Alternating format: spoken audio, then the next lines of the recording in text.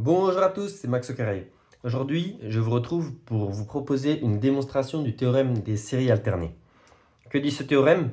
Il dit que si un est une suite réelle décroissante qui tend vers 0, alors la série -1 puissance n un converge. Comme elle converge, on peut définir sa suite des restes et nous avons les deux résultats qui sont les suivants. Pour tout n appartenant à n, Rn est du signe de -1 puissance n plus 1, et pour tout n appartenant à n, Rn en valeur absolue est inférieur à un plus 1. Alors, la formulation est un peu différente de celle qu'on trouve la plupart du temps, notamment en disant que Rn est du signe de -1 puissance n plus 1. Dans la plupart des énoncés de ce théorème, vous aurez marqué Rn est du signe de son premier terme.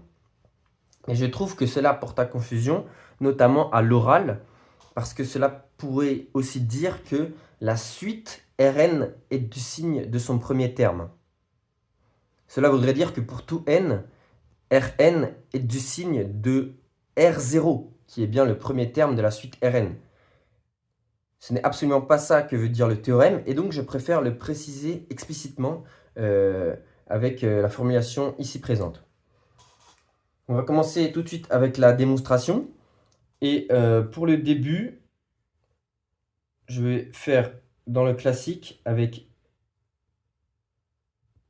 l'utilisation de suites adjacentes. Donc je m'explique, on va poser d'abord la suite des sommes partielles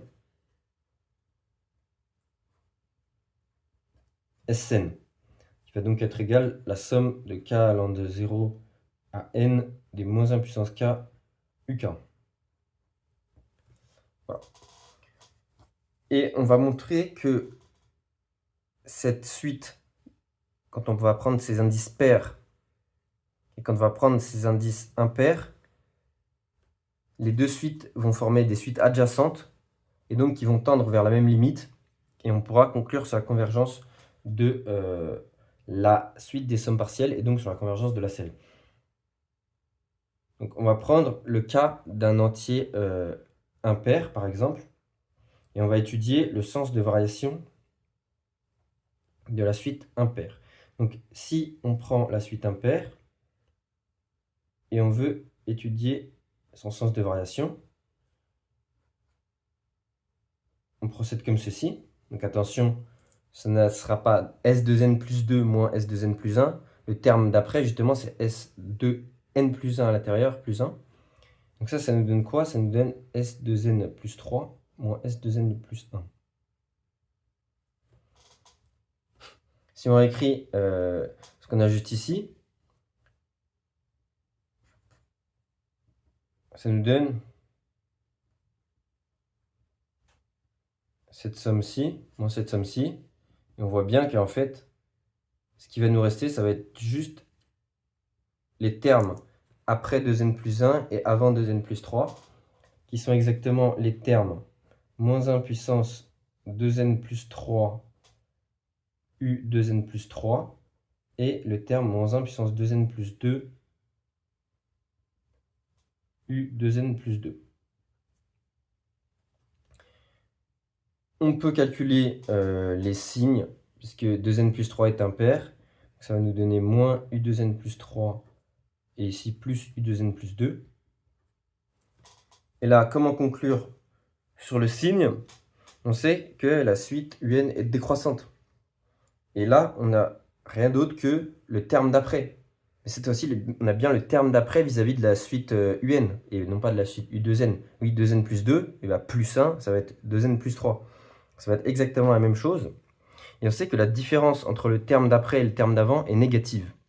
Et ici, on a l'opposé de la différence, qui va être positive. Cette suite des sommes partielles d'indices de termes impairs est donc croissante.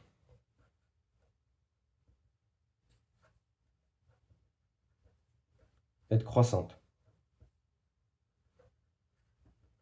Maintenant, on va faire pareil pour la somme des termes d'indices pairs. Et donc, on obtient quelque chose de similaire.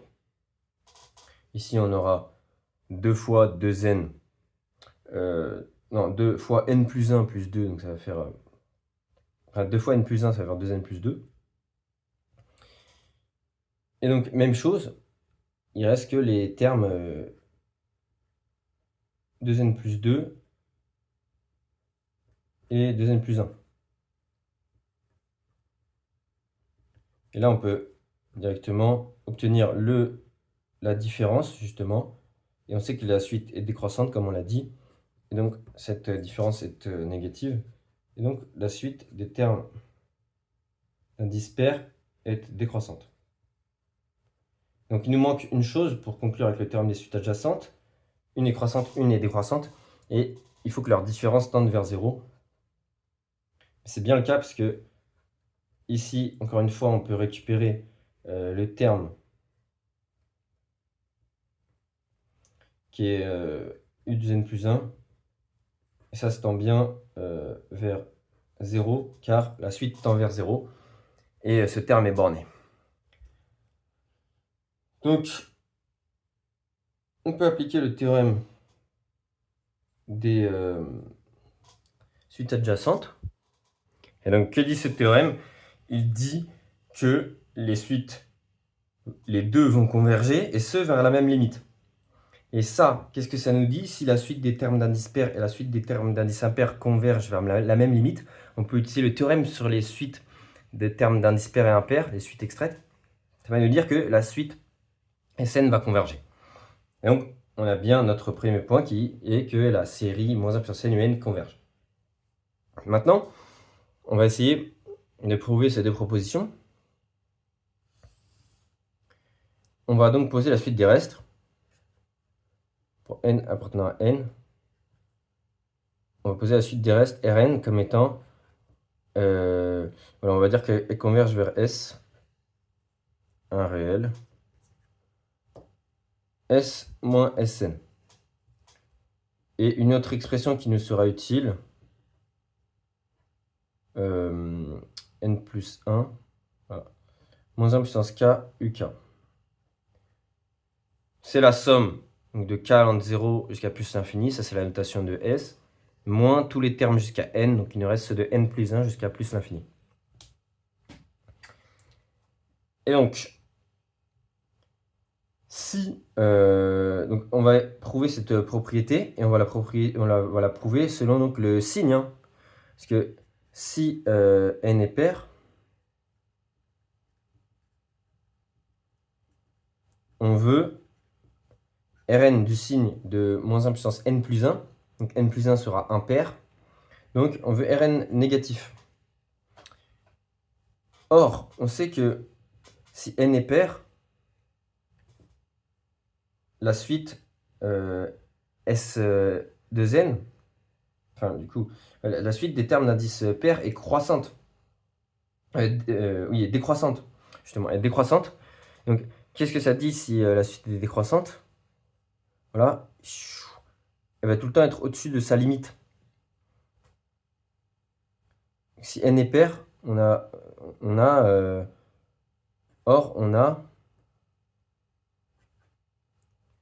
toujours S inférieur à Sn. Donc, S moins Sn va être négatif. Ce qui est exactement la définition du reste. Et si n est impair, on sait que tout le temps, la suite des sommes partielles d'indices impairs, elle sera tout le temps en dessous de la limite. Voilà, comme elle est croissante, elle sera tout le temps en dessous de sa limite. Et donc, de la même manière, on passe de l'autre côté. Oui, j'ai mis si n est impair, mais en gros, si n égale 2n plus 1 est impair, enfin, vous voyez la rédaction. Ou alors, comme j'ai fait juste avant, donc S moins S 2n plus 1 supérieur à 0, qui n'est autre que le reste d'indice grand N, qui va donc être positif. Ce qui montre bien ce qu'on voulait, parce que si n est impair, on veut que Rn soit du signe de moins 1 puissance n plus 1 qui sera un entier pair et qui sera bien positif. Ça c'est parfait.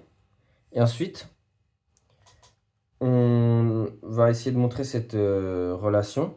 Et pareil, on va faire une disjonction de cas. Si n est pair, alors on calcule valeur absolue de Rn. Et on vient de montrer que si n est pair, Rn est négatif. Donc c'est-à-dire que valeur absolue de Rn est précisément égale à moins Rn. Et là, cette fois-ci, on va utiliser cette expression pour le reste. Parce que justement, on veut faire apparaître ce terme un plus 1. Donc ça, c'est une démonstration que j'ai assez peu vue.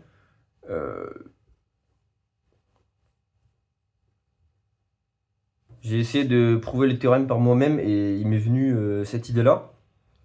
Donc, je ne sais pas si c'est une démonstration très répandue, mais en tout cas, celle qu'on va utiliser aujourd'hui.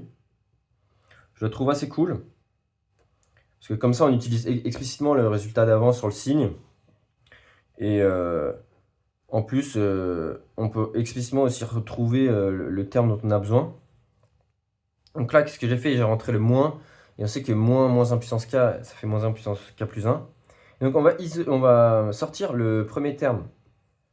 Le premier terme, c'est quoi? C'est moins 1 puissance n plus 2 un plus 1. Et ensuite, on va avoir notre reste commençant à n plus 2. Moins 1 puissance k plus 1 uk. Et si n est pair, n plus 2, il va être pair aussi. Donc on va exactement obtenir un plus 1. Et là, si on ressort le moins à nouveau, en fait, on obtient tout simplement le Rn plus 1. Bah oui, si le Rn, on commence la somme à n plus 1, le Rn plus 1, on va commencer la somme à n plus 2. Et comme on a dit que lorsque n est impair, la suite des restes est positive. Voilà, on veut Rn, faut bien l'écrire quelque part, R grand N selon ma notation. Ou alors ici, on a bien que n plus 1 donc est pair, et du coup on veut que ce soit positif. Donc je récapitule. Comme n est pair, n plus 1 est impair, donc cette suite va être positive, donc son opposé va être négatif. On aura bien ce qu'on veut. Et on va faire une démonstration similaire. Si n est impair, la suite des restes elle est directement positive, on vient de le dire. Donc la valeur absolue c'est égal à la suite elle-même. On réutilise l'expression. On isole le premier terme.